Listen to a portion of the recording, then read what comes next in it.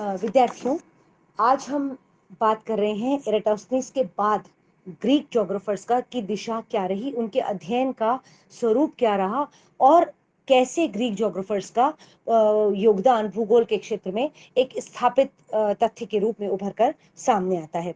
एराटोस्थेनेस की मृत्यु के बाद अलेक्जेंड्रिया के लाइब्रेरी के लाइब्रेरियन के रूप में हिप्पार्कस ने दायित्व संभाला और हिप्पार्कस के बारे में बहुत ज़्यादा जानकारी यदि भी उनके जन्म और मृत्यु इत्यादि के संदर्भ में नहीं है, लेकिन ये सच है कि एराटोस्थेनेस की परंपरा को उन्होंने आगे बढ़ाया और उनके अध्ययनों को देखकर हम कह सकते हैं कि बेसिकली वो एस्ट्रोनॉमर थे, खगोल शास्त्री थे। उनका मेजर जो काम मिलता है वो उनका काम एस्ट्रोनॉमिकल जो सिचुएशंस हैं, जो एस्ट्रोनॉमिकल परिस्थितियां हैं, एस्ट्रोनॉमिकल जो अवस्थितियां हैं, लोकेशंस हैं, उनके आधार पर उनके स्वरूप पर उनका अध्ययन ज्यादा मिलता है। सबसे ज्यादा उनका जो पृथ्वी के संदर्भ में अध्ययन मिलता है वो ये है कि उन्होंने पृथ्वी की आकृति के संदर्भ में बात की और उस पे भी उन्होंने सबसे ज्यादा ध्यान पृथ्वी पर अक्षांश और देशांतर रेखाओं की अवस्थिति पर दिया, क्योंकि उनके अनुसार अक्षांश और देशांतर रेखाएं सबसे महत्वपूर्ण कहना चाहिए फेनोमेना है, तत्व हैं, जिनके आधार पर हम संपूर्ण पृथ्वी का अध्ययन कर पाने में सक्षम हो सकते हैं। इसीलिए उन्होंने अक्षांश और देशांतर रेखाओं की रचना पर सबसे ज्यादा बल दिया। तो हिप्पार्कस का योगदान एस्ट्रोनॉमी में था, खगोल शास्त्र में था, जहां उन्होंने पृथ्वी की अवस्थिति की बात की, नक्षत्र के और अन्य नक्षत्रों के संदर्भ में पृथ्वी की स्थिति की बात की। और ये बातें उनकी ये वाला जो मत था कि ब्रह्मांड में पृथ्वी की स्थिति क्या है, पृथ्वी की गति कैसी है, ये सारी जो उनकी स्थितियां हैं या ये इस संदर्भ में उनका जो मत है वो एराटोस्थेनेस से कहीं अलग नहीं था, मिलता जुलता था। लेकिन एक बहुत बड़ा योगदान जो इनका माना जाता है वो ये है कि ये पहले व्यक्ति थे जिन्होंने सर्कल में, वृत्त में 360 डिग्री बताई। जो इन्होंने असेरियन, मैंने आपको पहले बताया था कि असेरियन जो सभ्यता रही उसका, उस सभ्यता में जो भी विकास हुआ, जो भी विज्ञान या ज्ञान की जो भी परिस्थितियां मिलती हैं, उनका बहुत प्रभाव ग्रीक ज्योग्राफर्स पर पड़ा था और ग्रीक ज्योग्राफर्स ने उसी को अपने अध्ययन की पृष्ठभूमि के रूप में स्वीकारा था। असेरिया जो है वो क्षेत्र था बेसिकली जिसको हम आज मिडिल ईस्ट कहते हैं, जिसमें कुछ भाग उत्तरी इराक का है और कुछ आज जो दक्षिणी पूर्वी टर्की है। इसको मिलाकर एक असेरिया जो राष्ट्र था वो था, जो कि मेसोपोटामिया की सभ्यता के समय में मेसोपोटामिया का जो साम्राज्य था उसका एक हिस्सा था। तो वहां पर अंकगणित का जो विकास हुआ था उससे प्रेरणा लेकर उन अंकगणितीय सिद्धांतों के आधार पर हिप्पार्कस ने सबसे पहले बताया कि वृत्त में 360 डिग्री होती है और इसी आधार पर इन्होंने 360 देशांतरों की रचना की। ये बताया कि क्योंकि पृथ्वी वृत्त है, गोलाब के रूप में है, अतः पृथ्वी पर 360 डिग्री देशांतर होनी चाहिए और इन्होंने इनको ग्रेट सर्कल्स कहा। इसी तरीके से इन्होंने इक्वेटर को, जिसकी लंबाई की गणना एराटोस्थेनेस कर चुके थे, उसको वैसा ही स्वीकारते हुए इन्होंने इसको भी ग्रेट सर्कल कहा। ये कहा कि ये पृथ्वी को उत्तर और दक्षिण दो भागों में बांटती है। अपनी इन्हीं ऑब्जर्वेशंस के आधार पर इन्होंने आगे देशांतरों के साथ अक्षांशों की भी रचना की। इन्होंने ये बताया कि अक्षांश जो है उनकी लंबाई विषुवत रेखा से ध्रुवों की ओर जाने पर घटती जाती है, जो कि सच है, क्योंकि पृथ्वी अगर वृत्ताकार या गोलाकार रूप में होगी तो स्वाभाविक रूप से पूर्व से पश्चिम दिशा में खींची हुई रेखा पोल्स की तरफ जाते हुए, ध्रुवों की तरफ जाते हुए उसकी लंबाई घटती जाएगी, वो छोटी होती जाएगी। तो ये जो एक वैज्ञानिक कार्टोग्राफी, साइंटिफिक कार्टोग्राफी का जो श्रेय है वो एराटोस्थेनेस के बाद हिप्पार्कस को ही जाता है, जिन्होंने कार्टोग्राफी को बहुत साइंटिफिक तरीके से एस्टैब्लिश किया भूगोल के क्षेत्र में। तभी हम ये कहने की स्थिति में हैं आज कि मानचित्र हमारे टूल्स हैं, हमारे औजार हैं, भूगोलवेत्ता के अध्ययन के औजार हैं। ये व्यक्ति थे पहले जिन्होंने लैटिट्यूड्स के आधार पर विश्व को क्लाइमेटा कहा। ये कहा कि क्लाइमेटा, क्लाइमेटा शब्द इन्होंने दिया है, क्लाइमेटा में बांटा। पहले व्यक्ति मैं इसलिए कह रही हूँ कि इनका थोड़ा सा भेद मिलता है एराटोस्थेनेस से। हालांकि ये सच है कि इनसे पहले भी, एराटोस्थेनेस से भी और पहले भी विश्व को ताप कटिबंधों में बांटने का प्रयास किया गया था और इन्होंने भी लैटिट्यूड्स की पेटियों के आधार पर ही ये निर्धारण करने का प्रयास किया कि कैसे विषुवत रेखा से ध्रुवों की ओर जाने पर जलवायु में परिवर्तन आता है और हम विश्व को जलवायु पेटियों में या जलवायु कटिबंधों में या ताप कटिबंधों में विभक्त कर सकते हैं। हालांकि इसका बहुत विस्तृत विवरण इनके अध्ययनों में या इनके प्रकाशनों में कहीं नहीं मिलता है, लेकिन इस ओर इन्होंने ध्यान आकर्षण जरूर किया था और इसका एक फ्रेम इन्होंने जरूर प्रस्तुत किया था विश्व के समक्ष।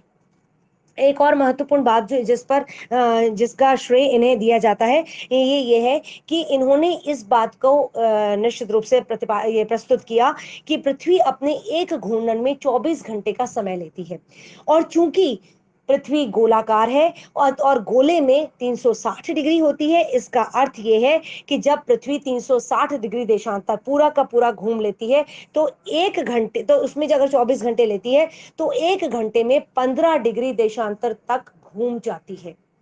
ये अध्ययन आज भी प्रामाणिक है और यही वो ऑब्जर्वेशन है, यही वो अध्ययन है या यही वो स्थापना है जिसके आधार पर आज भी हमारी घड़ियां चलती हैं। हमारे समस्त विश्व में जो समय जोन, जो टाइम जोन्स बने हुए हैं, उनका आधार भी यही ऑब्जर्वेशन है कि 360 डिग्री देशांतरों पर प्रत्येक घंटे में पृथ्वी 15 डिग्री देशांतर घूम जाती है और इस आधार पर वो 24 घंटे में एक घूर्णन पूर्ण करती है। ये जो दिन और रात में जो समय का अंतर है, जो समय की हमारी वर्तमान जो स्थापनाएं हैं, उसका संपूर्ण आधार यही ऑब्जर्वेशन है। इस दृष्टि से हिप्पार्कस के योगदान को मानव सभ्यता कभी नहीं भुला सकती।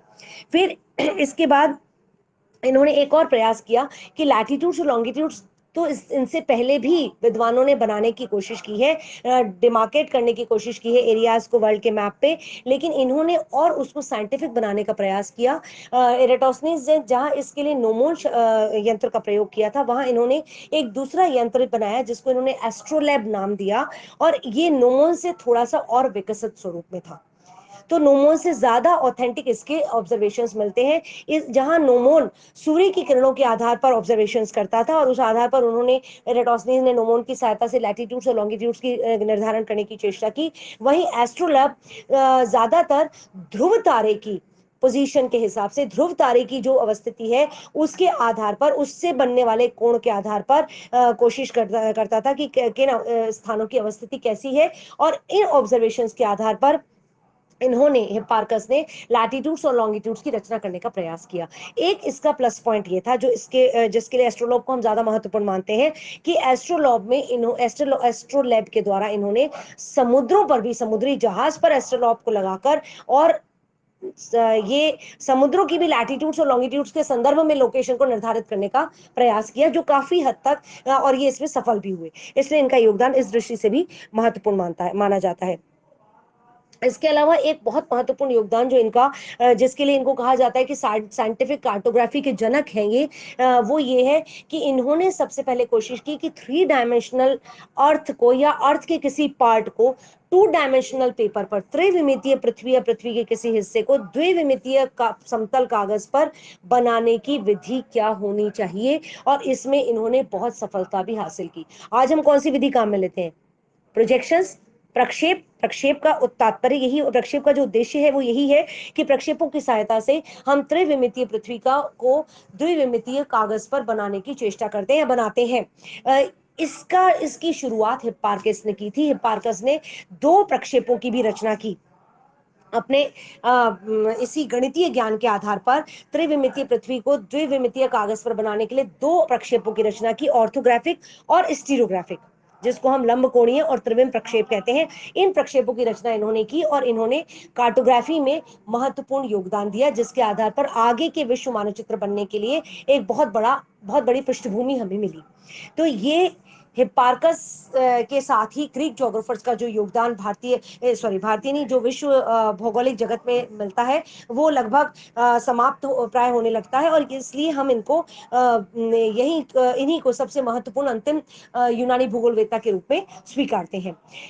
अब आपके प्रश्न पत्र में बहुत बार ग्रीक जोग्राफर्स के ओवरऑल कंट्रीब्यूशन का सवाल भी आ जाता है। देखिए, अलग अलग विद्वानों की बात हम कर चुके हैं। ग्रीक जोग्राफर्स को कौन सी परिस्थितियां मिली भूगोल के विकास के लिए, उसकी बात हम पहले लेक्चर में कर चुके हैं। अब मैं आप लोगों को ये असाइनमेंट दे रही हूं कि ये बताते हुए कि यूनानी भूगोलवेत्ताओं का भूगोल के क्षेत्र में किस किस रूप में योगदान रहा, ये 4-5 पेजेस में आप ये विस्तृत विवरण लिख के, और मैं इस ग्रुप को ओपन करूंगी नेक्स्ट वीक, आप उसमें अपने आंसर्स डालेंगे। इससे पहले भी मैंने जो दिया है असाइनमेंट, उसको मैं नेक्स्ट वीक में इस ग्रुप को ओपन करूंगी, जिसमें आप अपने असाइनमेंट्स को उस पे पोस्ट कीजिएगा। ग्रीक जोग्राफर्स का जो ओवरऑल कंट्रीब्यूशन है, कुल मिलाकर संपूर्ण यूनानी भूगोलवेत्ताओं का भूगोल के क्षेत्र में जो योगदान है उस पर एक लेख लिखने का प्रयास कीजिए। मैं आपको थोड़ी सी हिंट्स दे देती हूँ, थोड़ी सी गाइड कर देती हूँ। देखिए, गणितीय भूगोल में इनका योगदान है, भौतिक भूगोल में इनका योगदान है। भौतिक भूगोल में जब भी क्लाइमेटोलॉजी की बात इन्होंने की है, जब भी ओशनोग्राफी की बात की है, ओशनोग्राफी की तो फिर भी कम की है, पर क्लाइमेटोलॉजी की बात ग्रीक जोग्राफर्स ने बहुत की है।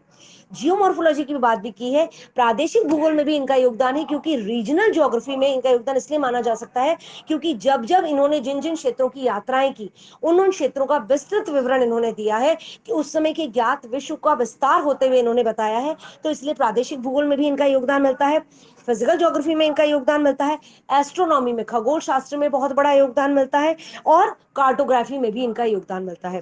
तो ग्रीक ज्योग्राफर्स के इन भूगोल की विभिन्न शाखाओं में जो योगदान है, उन शाखाओं में विभक्त करके, जैसे लिखिए कि मैथमेटिकल ज्योग्राफी में, अब मैथमेटिकल ज्योग्राफी में, गणितीय भूगोल में किस किसने क्या क्या योगदान दिया उसको लिखिए। क्लाइमेटोलॉजी में किस किसने क्या क्या योगदान दिया शुरू से लेके अंत तक, एराटोस्थिनिस और हिप्पार्कस तक, वो लिखिए। एस्ट्रोनॉमी में किस किसने योगदान दिया, इस तरीके से भूगोल की प्रत्येक शाखा में किस किस यूनानी भूगोलवेत्ता का क्या क्या योगदान रहा, और उस आधार पर एक लेख लिखिए कि संपूर्ण रूप से भूगोल के क्षेत्र में यूनानी भूगोलवेत्ताओं के योगदान को किस प्रकार से व्याख्यायित किया जा सकता है।